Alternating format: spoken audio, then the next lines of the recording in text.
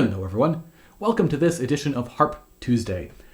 And today I wanted to talk about a new book, or a fairly new book, by Lauren Scott called Adventures for Lever Harp, which seems quite interesting. So it's made up of 5 different songs, most of them quite idiomatic. So like the first 3, right, there's Gecko Dance, which has this boom, boom, boom, boom, boom, boom, boom, 1 2 3 1 2 3 1 2 1 2 3 1 2 3 1 2 kind of rhythm going throughout that.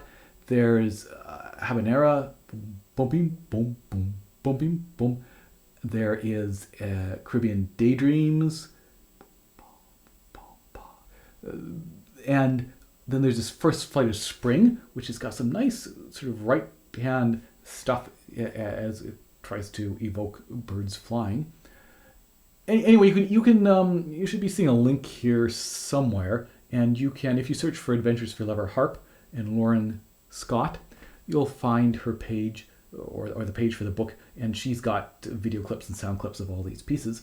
I wanted to talk a little bit about Lapkon's spinning wheel because it's very cool. It's a piece that takes advantage to some extent of the lever harp, of just some of these settings that we can get, and harmonics, and also has this cool bray effect. So she suggests, for example, that on the low A string you put 1 or more paper clips. So right now I've just got a paper clip here. Where is this? Focus. Maybe not. Anyway, I'm holding a paper clip if it's not focusing, and I'm just notching it around the string and letting it slide down. So there it is. And it's what's happening then is as we play that, it's creating a bray effect, this burr, this buzz going on. So kind of a cool effect, kind of fun. And the opening, we kind of set this pace in the left hand, and then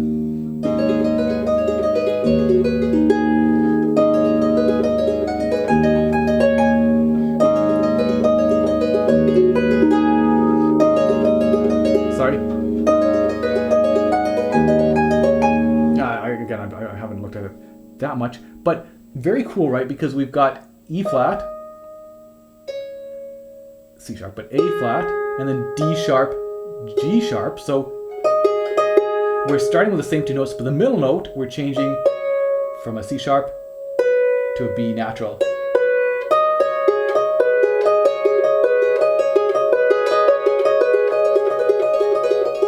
But with those enharmonics, the notes ring through in a different way than if we went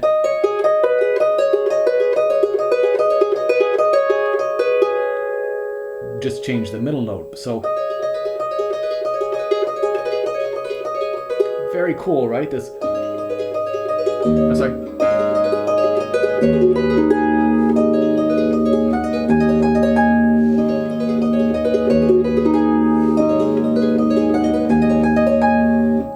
So very, the whole book seems very well written and excellent notation and stuff, and just taking advantage and doing some cool things with the harp.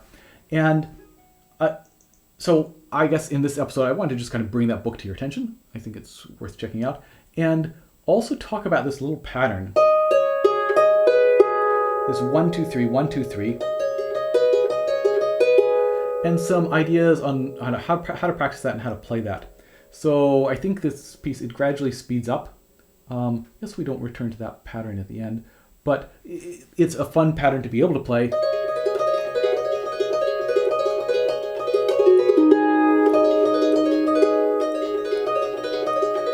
Or, what is it?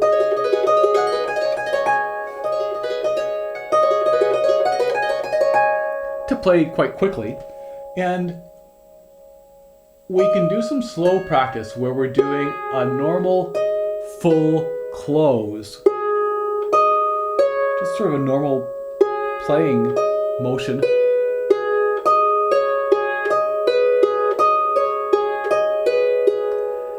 As we speed it up, I think we're going to condense the essence of that into a much shorter, smaller motion. So that the fingers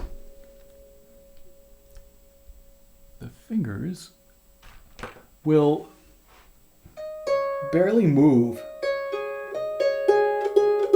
Just a small movement. Thinking of a small, short push on the strings, right? And instead of a big full thumb close, it might be almost a little, like the Russians, a round circle, small thumb movement.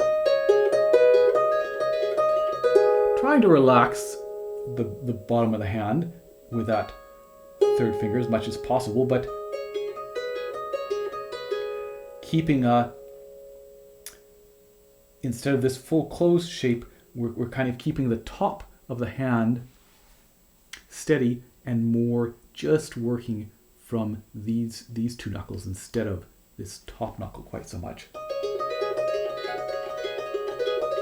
And you can see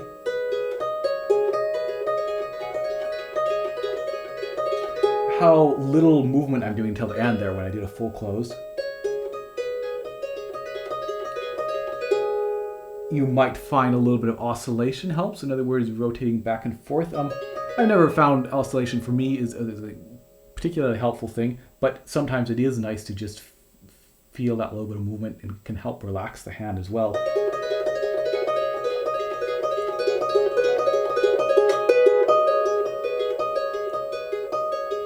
And of course, practicing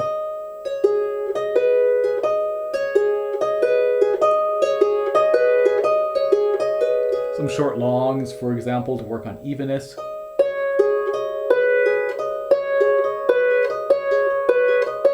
Accent the second finger.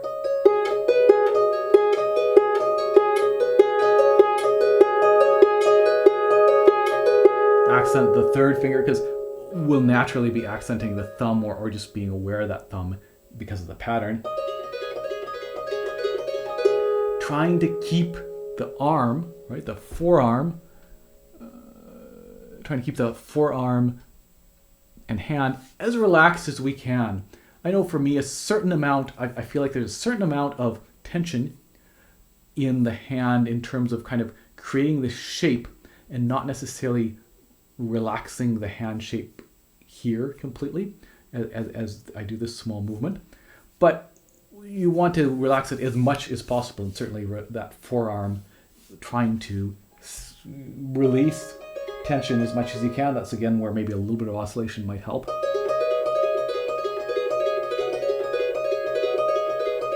Yeah, I think you can see how there's a little bit of a wiggle going on there. So certainly a fun little pattern to see how fast you can get going, and a fun piece, and looks like a fun book. So I may return to this at some point and look at maybe more in depth at one of these, but I certainly think it's worth checking out if you're looking for some sort of more unusual pieces that take advantage, in this case, of some of the lever settings we can do and some of the cool extended techniques. So I hope you enjoyed that, and I will see you in 2 weeks' time. Cheers.